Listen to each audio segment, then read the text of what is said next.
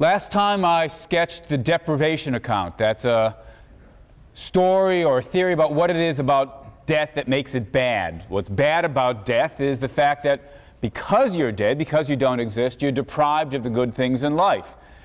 Being dead isn't intrinsically bad. It's not like it's an unpleasant experience, but it's comparatively bad. You're worse off by virtue of the fact that you're not getting the things that you would get were you still alive. If I'm dead, I can't spend time with my loved ones. I can't look at sunsets. I can't listen to music. I can't discuss philosophy.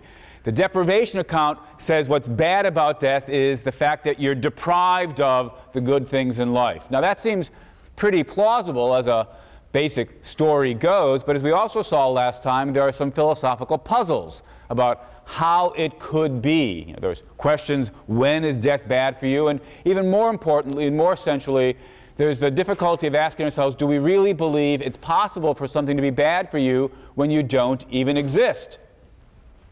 We saw a kind of series of difficult choices. If we don't throw in an existence requirement, if we don't say, put it more positively, if we say things can be bad for you even if you don't exist at all, then we're forced to say that things are bad for Larry. You'll recall that Larry was our name for a potential person, somebody who could have come into existence but never actually does or will come into existence. Well, you know, talk about people who are deprived of the good things in life. Larry's completely deprived of the good things in life.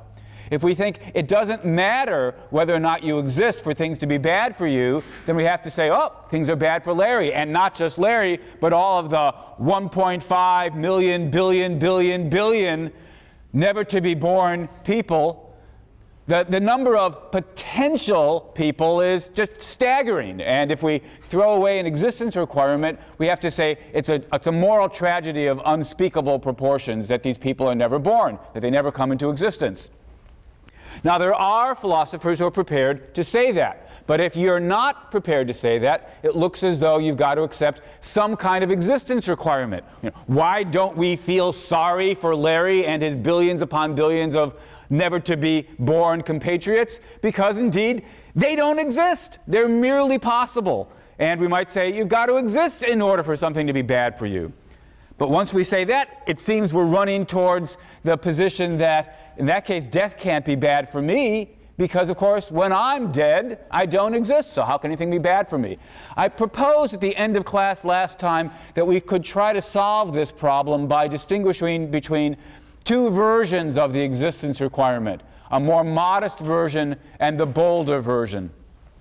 The bolder version says, in order for something to be bad for you, you've got to exist at the very time that it's happening. If we say that, then indeed we can say it's not bad that Larry doesn't exist because he doesn't exist now. So there's nothing, even if we wanted to think that there are good things he could be having, that's not bad for him to not have him. He doesn't exist now. But it also, if we go all the way to the bold existence requirement, we have to say, look, when I'm dead, that won't be bad for me because, well, I won't exist then.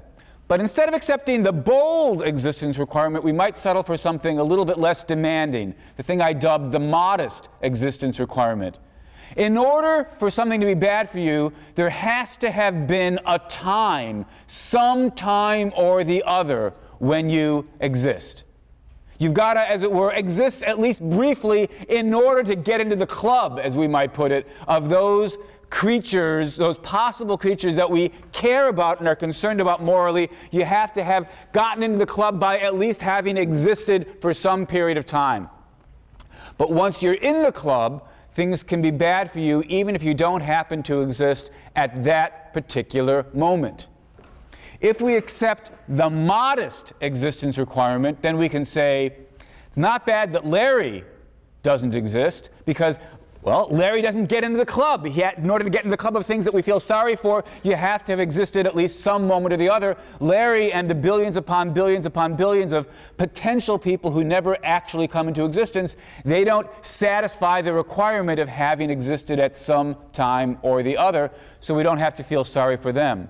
But we can feel sorry for somebody who died last week at the age of 10 because we can say, well, they existed, albeit very briefly, And so they're in the club of beings that we can feel sorry for and say, look, it's bad for them that they're not still alive. Think of all the good things in life they would be getting if they were still alive.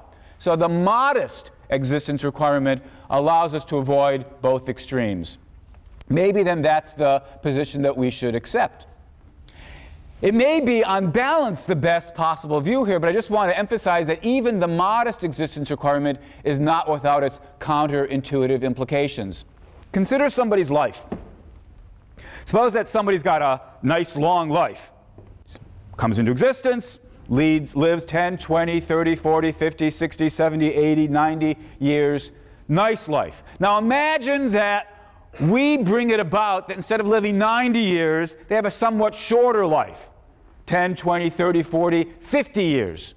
We've caused them to die after 50 years as opposed to the 90 years they might have otherwise had. Well, we can say, look, that's worse for them to live merely 50 years instead of the full 90 or 100 years.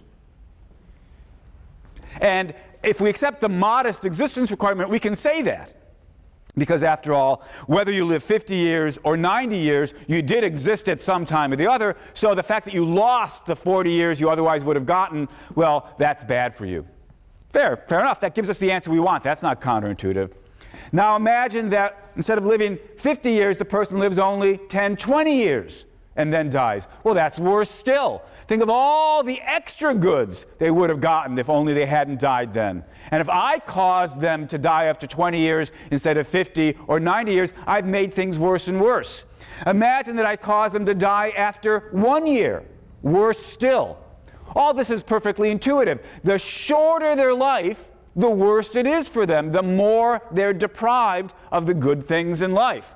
So 90-year life, not bad. 50-year life, worse. 10-year life, worse still. 1-year life, worse still. 1 month life, worse still. 1 day life, worse still. 1 minute life, worse still. 1 second life, worse still. Now imagine that I bring it about that the person never comes into existence at all. Oh, that's fine. See, that's the implication of accepting the modest existence requirement. If I shortened the life they would have had so completely that they never get born at all, that they never come into existence at all, then they don't satisfy the requirement of having existed at some time or the other. So although we were making things worse and worse and worse and worse and worse as we shortened the life, when we finally snip out that last little fraction of a second, turns out we didn't make things worse at all. Now we haven't done anything objectionable. That's, it seems, what you've got to say if you accept the modest existence requirement. Of course, if we didn't have an existence requirement at all, we could say, oh, look, worst of all, never to have been born at all.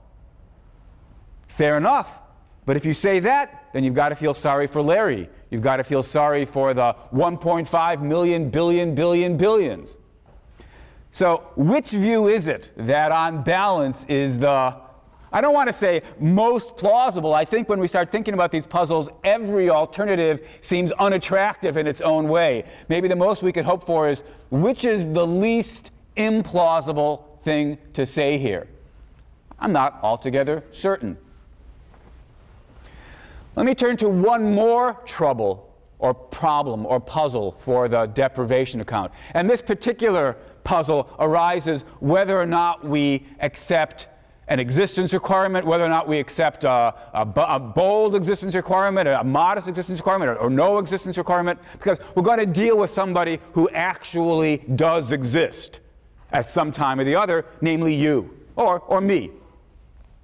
This is actually a puzzle that some of you may have written your paper on, because it's the puzzle about Lucretius, the puzzle that Lucretius gives us.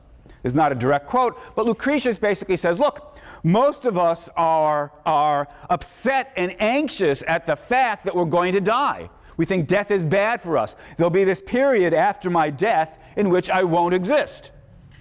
And the deprivation account helps say why that's bad, because during this period of non-existence, you're not enjoying the good things in life. Fair enough, says Lucretius, but wait a minute. the period after you die isn't the only period during which you don't exist. It's not the only period in which, if only you were still alive, you could still be enjoying the good things in life. There's another period of non-existence. It's the period before my birth. I think I've just switched the timeline here, but all right, imagine this is the period before my birth.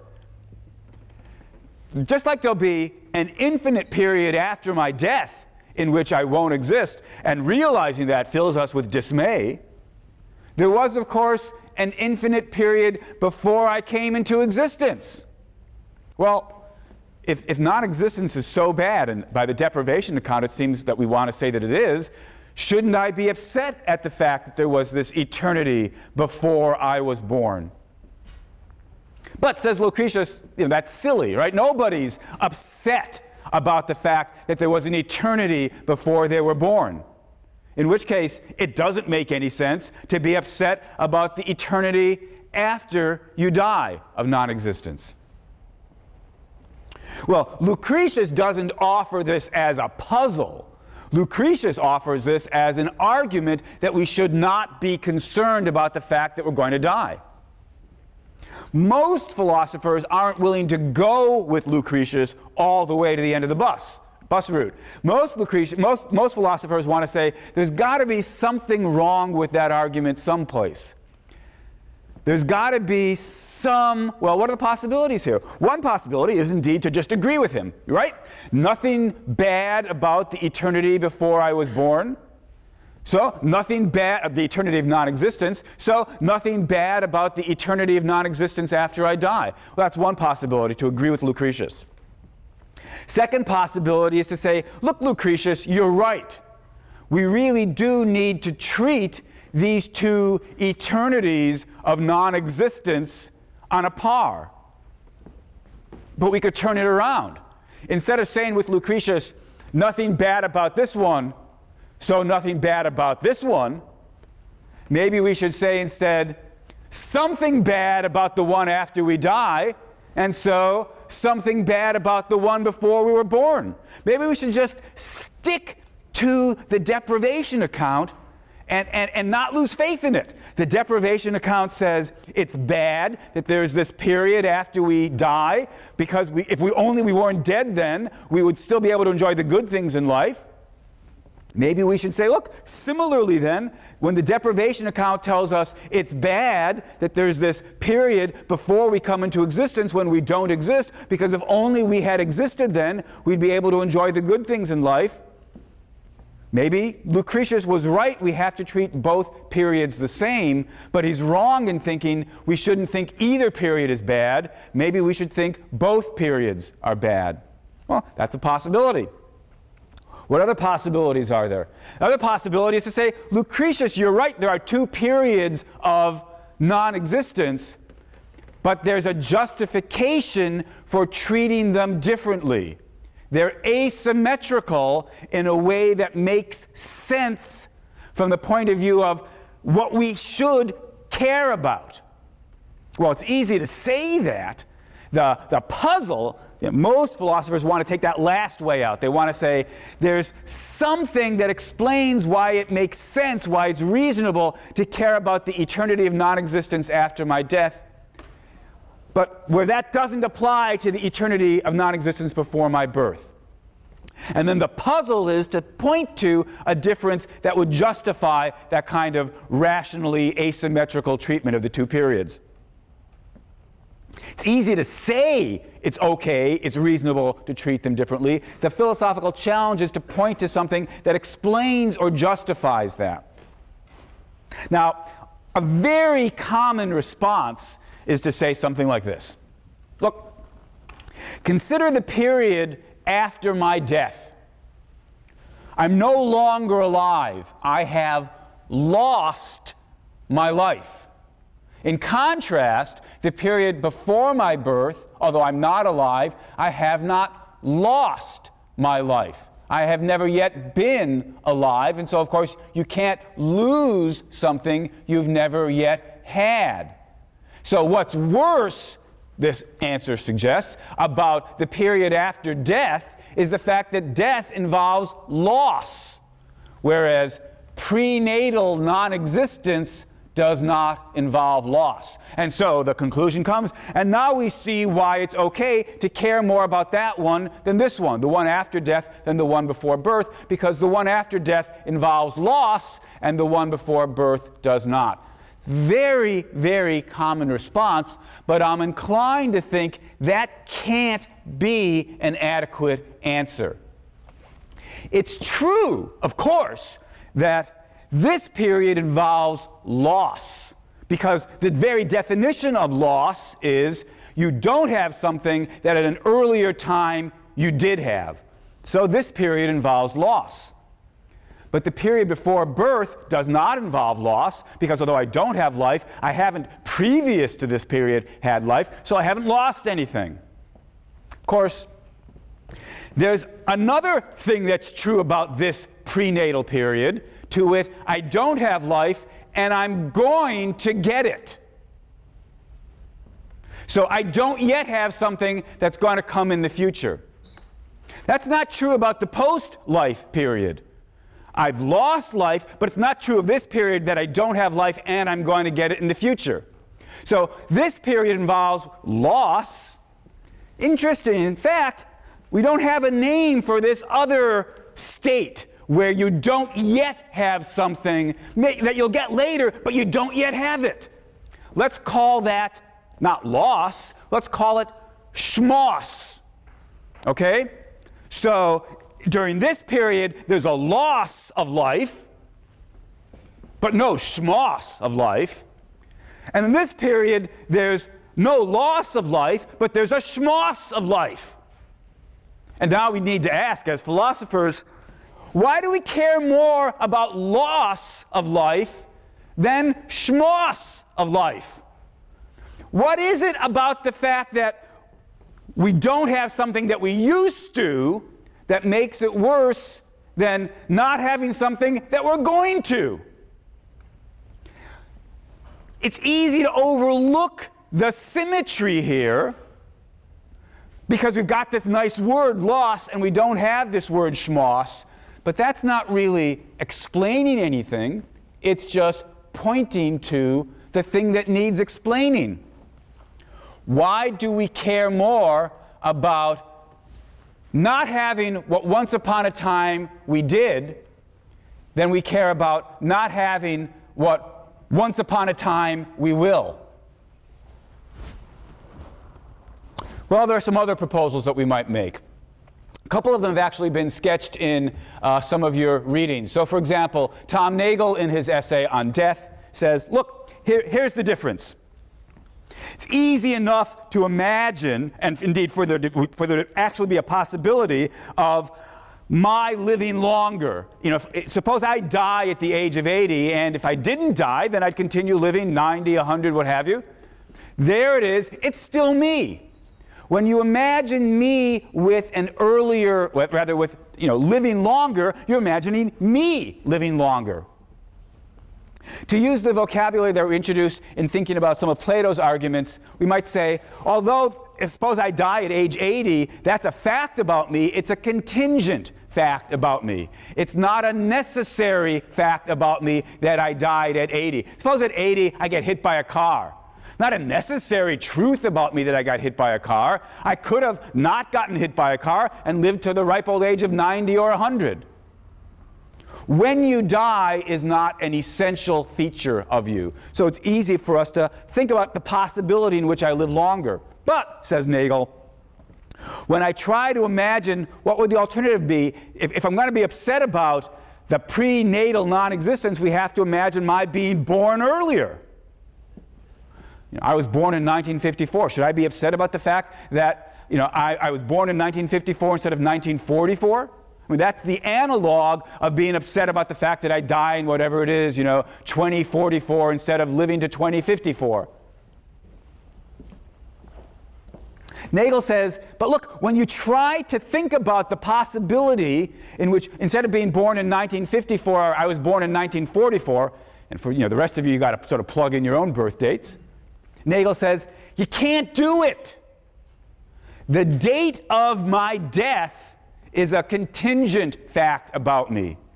But the date of my birth is not a contingent fact about me. And by birth, we don't really mean, when I came out of the womb. That could be changed, perhaps by having been delivered prematurely or through cesarean, what have you. We really mean the time at which I come into existence. Let's suppose it's the time when the egg and the sperm join. That's not a contingent moment in my story. That's an essential moment in my life story. How could that be? We say, couldn't my parents have had sex earlier, 10 years earlier? Sure, they could have. But remember, if they had had sex 10 years earlier, it would have been a different egg and a different sperm coming together. So it wouldn't be me. It would be some sibling of mine that, as it happens, never got born. But if had they had sex 10 years earlier, some sibling would have been born. That's not me being born earlier. Different sperm, different egg makes for a different person. So you can say the words, if only I'd been born earlier, but it's not actually metaphysically possible. Well, it's an intriguing suggestion, but I think it can't quite be right, or at the very least, it can't be the complete story about how to answer Lucretius's puzzle. Suppose we've got a fertility clinic that has some sperm on hold and has some eggs on hold, in the sperm bank and in the egg bank, what have you. And they keep them here, frozen until they're ready to use them, and they thaw them out in whatever it is, 2020. And then the person's born. Of course, he could go back, he could look back and say, if only they had put my sperm and egg together 10 years earlier. That would still be me, after all. Very same sperm, very same egg, makes for the very same person. So if only they had combined my sperm and egg 10 years earlier, I would have been born 10 years earlier. Well, so Nagle's wrong in saying it's not possible to imagine being born earlier. In at least some cases, it is. Yet if we imagine somebody like this, somebody who's an offspring of this kind of fertility clinic, and we ask, would they be upset that they weren't born earlier? Again, it still seems as though most people would say, no, of course not. So the Nagle answer doesn't seem to me to be an adequate one. Well, there's another possible answer. This is Fred Feldman's answer, also in one of the papers that you've read. Fred Feldman says, Nagle's a contemporary philosopher, Fred Feldman's a contemporary philosopher. Feldman says, when I imagine, suppose I get killed by the bus in 2044, and if I imagine if only I hadn't died then, what is it that we imagine? We imagine, instead of living 80 years, living 90 or 95 or more. We imagine a longer life. But what is it that happens when I say, if only I'd been born earlier? Well, says Feldman, you don't actually imagine a longer life, you just shift the entire life and start it earlier. I mean, after all, suppose we just said, especially if I had asked you this question before setting all this up, but if only you'd been born in 1800. Nobody thinks, oh, if only I'd been born in 1800, I'd still be alive. I'd be, 200 years old. You think, oh, if I'd been born in 1800, I would have died, 1860, 1870, 1880, whatever it is. When we imagine being born earlier, we don't imagine a longer life. Nothing better about having a life earlier, according to the deprivation account. But when we imagine not dying when we actually die, we say, if only I died in 2050 instead of 2040, it's not that we imagine having been born later. We don't shift the life forward. We imagine a longer life. So Feldman says, no wonder, no surprise that you care about the non-existence after death, because when you imagine that being different, you imagine a longer life. But when you start thinking about the non-existence before birth and you imagine that being different, you don't imagine more goods in life, you just imagine them taking place at a different time. Well, that's an interesting possibility, I suppose. Doesn't seem to me, again, that it's got to be, maybe it's part of the story. Doesn't seem like it's going to be the complete story. Because we could imagine cases where the person just thinks, Look, if only I'd been born earlier, I would have had a longer life. Let's suppose that next week, astronomers discover the horrible fact that there's an asteroid that's about to land on the Earth and wipe out all life. So here it is, it's going to come on January 1st, 2008. And there you are at whatever your age is, 20 years old, 21 years old, on December 31st, 2008, thinking, I've only had 20 years of life. If only I'd been born earlier. If only instead of being born, whenever it was I'd been born 10 years earlier, I would have had 30 years of life instead of 20 years of life. That seems perfectly intelligible. So it does seem as though if we put our head into it, we can get ourselves into thought experiments where we say, yeah, don't just shift the life, make it longer. But instead of making it longer in the post-death direction, make it longer in the pre-birth direction. Well, again, you can imagine somebody saying, yeah, and when we do that, we should feel the same. It doesn't really matter which direction it goes. So symmetry is the right answer after all. Indeed, when I think about the asteroid example, I find myself thinking, maybe symmetry is the right way to go here.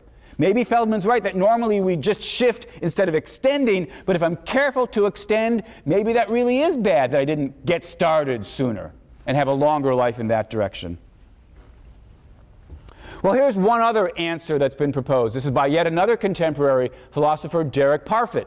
Parfit says, it's true that when I think about the non-existence after I die, that's loss, whereas the non-existence before I'm born, that's not loss, that's mere schmoss. And it's true that we need an explanation about why loss is worse than schmoss, but we can see that this is not an arbitrary preference on our part, because in fact it's part of a quite general pattern we have of caring about the future in a way that we don't care about the past. This is a very deep fact about human caring. We are oriented towards the future and concerned about what happens in it in a way that we're not oriented and concerned about what happened in the past. Parfit's got a very nice example to sort of bring the point home. He says, imagine that you've got some sort of condition, some sort of medical condition that will kill you unless you have an operation. So fair enough, you're going to have the operation. This will allow you to live your life. Unfortunately, in order to perform the operation, they can't have you anesthetized. You have to be awake, perhaps in order to tell the surgeon, yeah, that's where it hurts, whatever it is, sort of like when the dentist pokes and says, does this hurt, does that hurt? So you've got to be awake during the operation, and it's a very painful operation. Can't give you painkiller because then you won't be able to point out, does this hurt, does that hurt, and so forth and so on. Since we can't give you painkiller, all we can do is this. So you'll be awake during this, basically being tortured. You'll be awake, being tortured. Still worth doing it because this will cure the condition, and then you'll have a nice long life. Since we can't give you painkillers, since we can't put you out, all we're going to do is, what we will do is this. After the operation is over, we'll give you this very powerful medication which will give you short-term, sort of very localized amnesia. You won't remember anything about the operation itself. So you won't have to, at least to dwell upon these horrible memories of having been tortured. Those will be completely wiped out. Okay, so painful operation, you're awake during it. After the operation, you're given this thing that makes you forget whether you've had the operation, anything about the operation at all.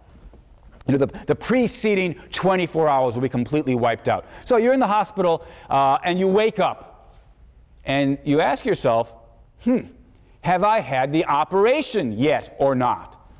Don't know, right? Because, of course, if I haven't had it, no wonder I don't remember it. But if I have had it, I would have been given that temporary sort of localized amnesia. So, of course, I wouldn't know whether or not I've had it. So you ask the nurse, have I had the operation yet or not?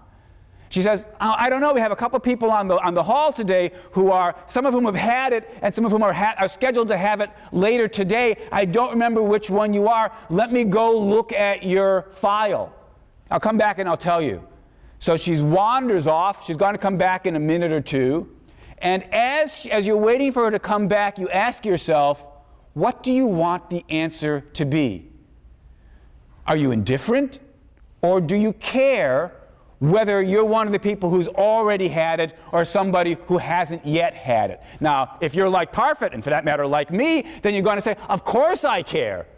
I want it to be the case that I'm one of the people who's already had the operation. I don't want to be one of the people who hasn't yet had the operation. You might say, how can that make any sense? Your life's going to have the operation sooner or later. At some point in your life history, that operation is going to have occurred. And so there's the same amount of pain and torture, regardless of whether you're one of the people that had it yesterday or one of the people that's going to have it tomorrow. But for all that, says Parfit, the fact of the matter is perfectly plain that we do care. We want the pain to be in the past. We don't want the pain to be in the future. We care more about what's happening in the future than we care about what's happening in the past. That being the case, no surprise, we care about the non-existence in the future in a way we don't care about the non-existence in the past. Well, that may be right as far as explanation goes, but we might still wonder whether or not it's any kind of justification. The fact that we've got this deep-seated asymmetrical attitude towards time doesn't in any way, as far as I can see, yet tell us whether or not that's a justified attitude. You know, maybe evolution built us to care about the future in a way that we don't care about the past, and this shows up in lots of places, including Parfit's hospital case, including our attitude towards loss versus schmoss and so forth and so on. But the fact that we've got this attitude doesn't yet show that it's a rational attitude. How could we show that it's a rational attitude?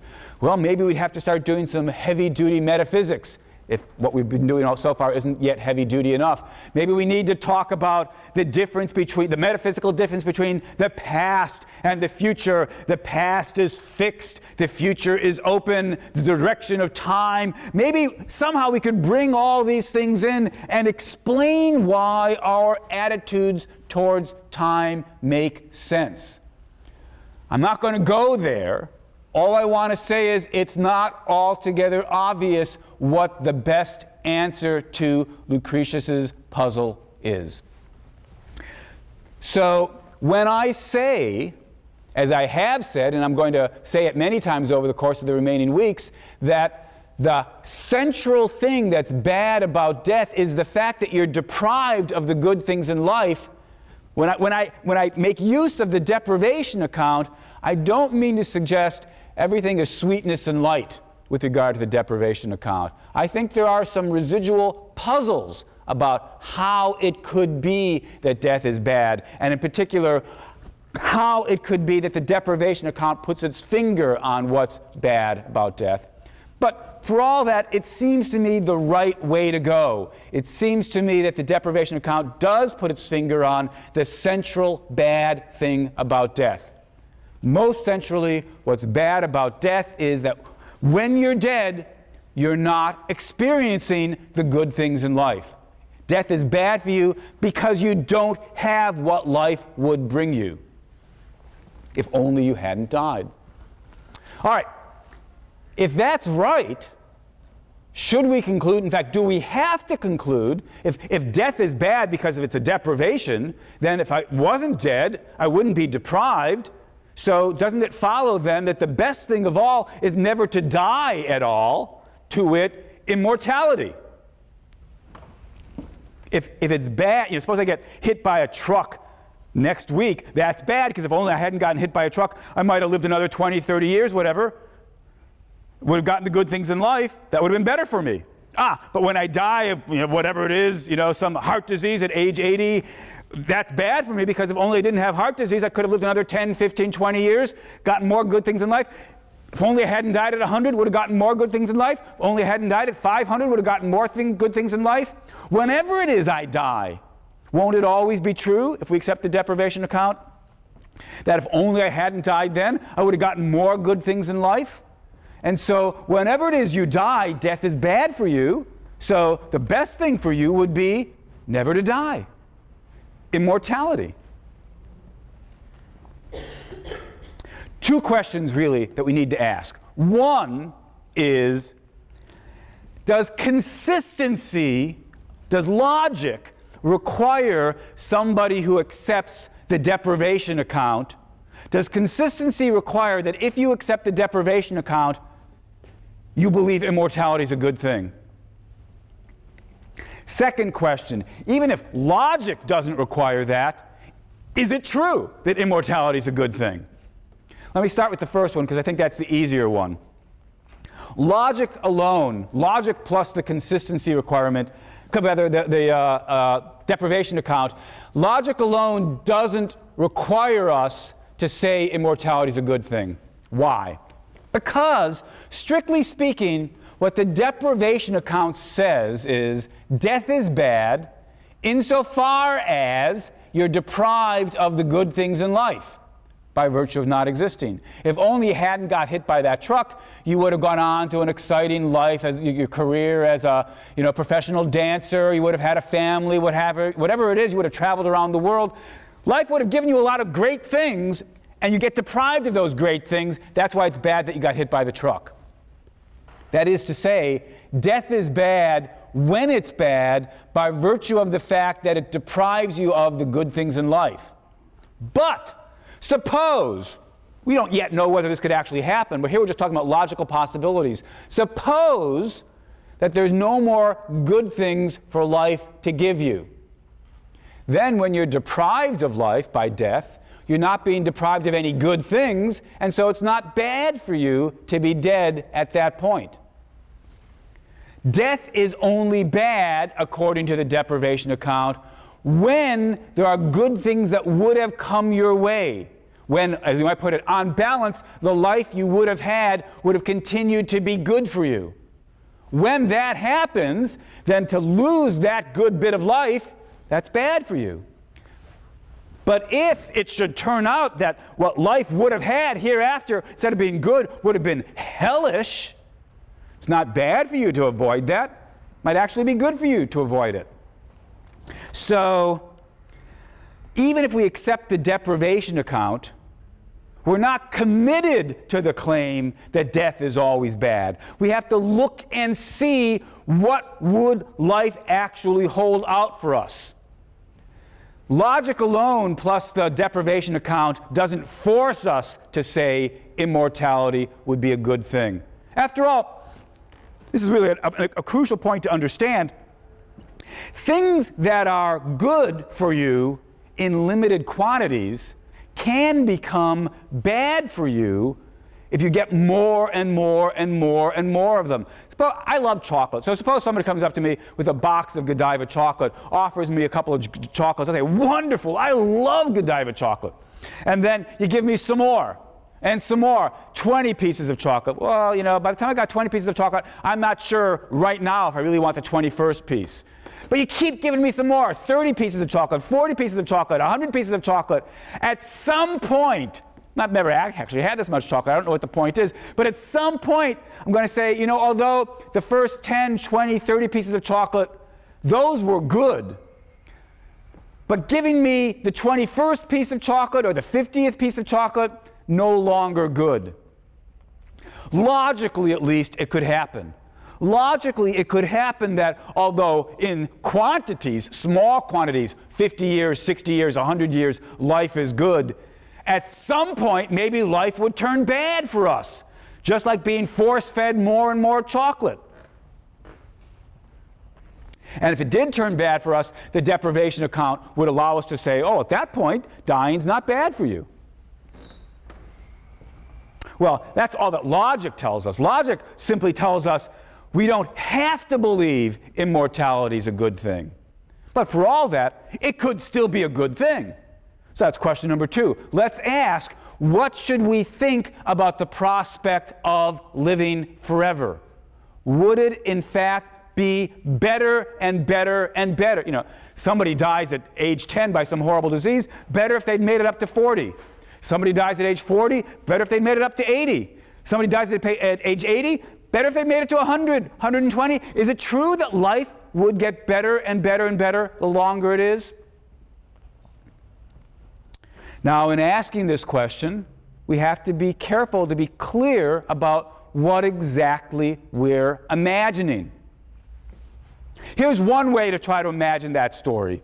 Imagine that life is sort of the way it works now, with the kinds of changes that bodies undergo as they get older, but instead of sort of those changes basically killing you at 80, 90, or 100, they don't. You get more and more of those changes, but they never actually kill you.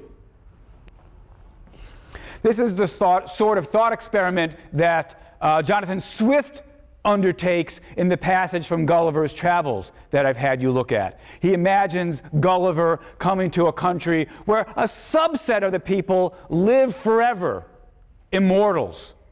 And at first Gulliver says, oh, isn't this wonderful? But he forgot to think about the fact that if the kinds of changes that we undergo continue to accumulate, then you're getting older, not just older, but weaker, in more and more discomfort.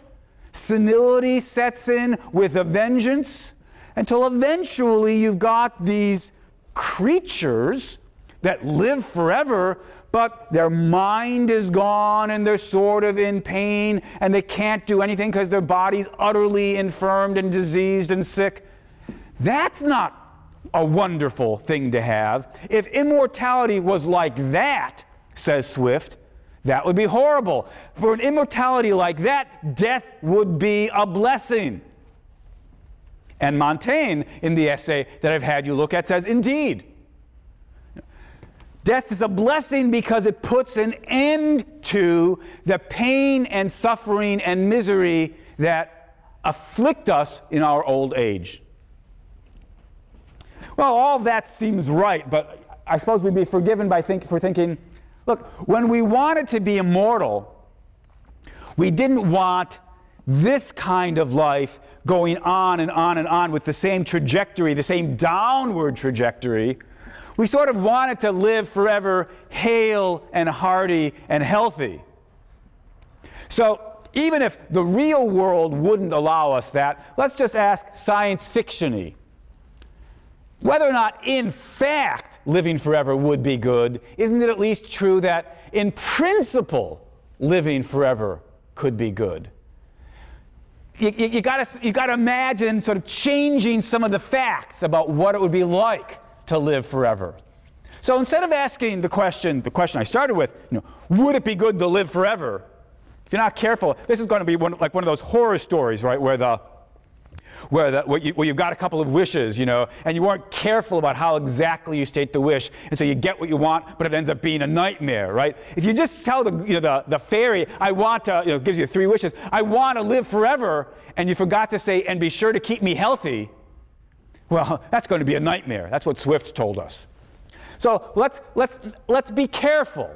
Let's throw in health and anything else you want. Throw in enough money to make sure you're not poor for eternity. Wouldn't that be horrible, to be healthy but impoverished forever? Throw in whatever you want. All we need to ask at this point is there any way at all to imagine immortality, where immortality of that sort would be a good thing? Is there any way to imagine existing forever where that would be good for you forever? Now, it's very tempting at this point to say, look, of course, nothing could be easier. Just imagine being in heaven forever, right? You're done, right? You've got heavenly bliss. Isn't this incredible? Wouldn't we all love to be in heaven forever? The trouble is, we were a little bit vague about what exactly life is like in heaven. It's a striking fact that even those religions that promise us, an eternity in heaven, are rather shy on the details. Why? Because, one might worry, if you actually tried to fill in the details, this wonderful eternal existence ends up not seeming so wonderful after all. So, imagine that what's going to happen is that, we all become angels and we're going to spend eternity singing psalms. Now, I like psalms, and I actually enjoy rather singing psalms at services. On Saturday mornings, I sing psalms in Hebrew, and I rather enjoy it. But if you ask me, what about the possibility of an eternity of doing that? That doesn't really seem so desirable. Bedazzled. Not the remake, haven't seen the remake, but the original. In the original, there's a human character who hooks up with the devil, and he asks he meets the devil, and he asks the devil, so why did you rebel against God? And the devil says, well, I'll show you. You sit here on whatever it was, the mailbox, I think it was. I'll sit up here in the mailbox, the devil says, and you dance around me and say, oh, praise the Lord, aren't you wonderful, you're so magnificent, you're so glorious. And the human does this for a while, and he says, this has gotten really boring, can't we switch? And the devil says, that's exactly what I said. Now, when you try to imagine heaven singing psalms for eternity, that doesn't seem so attractive. All right, so don't imagine heaven singing psalms for eternity. Just imagine something else. But what? Imagine what? This is sort of the thought experiment that I invite you to participate in. What kind of life can you imagine such that having that life forever would be good? Not just for another 10 years, not just for another 100 years, not just for another 1,000 years, or 1,000,000 years, or 1,000,000,000 years. Remember, eternity is a very, very long time. Forever goes on forever. Can you describe an existence that you would want to be stuck with forever? Now, it's precisely at this point that Bernard Williams, in another one of the papers that I had you take a look at, Bernard Williams says, no kind of life would be one that would be desirable and attractive forever. No kind of life at all. In short, says Williams, every life would eventually become tedious and worse, excruciatingly painful. Every kind of life is a life you would eventually want to be rid of. Immortality, far from being a wonderful thing, would be a horrible thing. Suppose for the moment that we were to agree with Williams. What then should we say? We might say, look, at least when we're being careful, if we agree that immortality would be bad, we can't say then that death per se is bad. The very fact that I am going to die turns out not to be a bad thing, because after all, the only alternative to dying is immortality. And if immortality would be a bad thing, then death is not a bad thing. Death is a good thing. We might say, if we accept Williams's thought, the fact of our mortality is good rather than bad, if immortality would eventually be bad. Now, of course, crucial to notice that even if we say this, that doesn't mean that when you get hit by a car tomorrow, that that's good.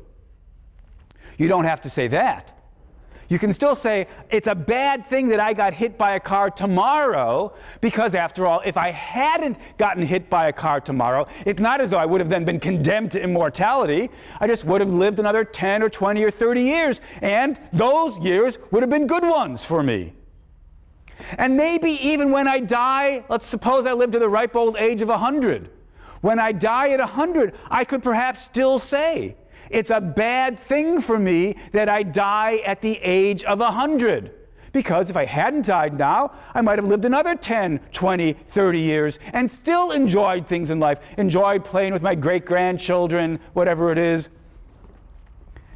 To say that immortality is bad is not to say it's a good thing that we die when we do. You can still believe consistently that we die too soon. Even if, in principle, eventually, sooner or later, death would no longer be bad, it could be that it comes too soon for all of us. Still, the question we want to ask is there any way even to imagine an immortal life that would be worth having? In principle, could immortality be a good thing? Or is Williams right that no, even in principle, go as fantastic and science fiction-y as you want, in principle, an immortal life could not be desirable? So until next time, I invite you to think that question through. If you're attracted to the prospect of immortality, what would the best kind of immortal life be like?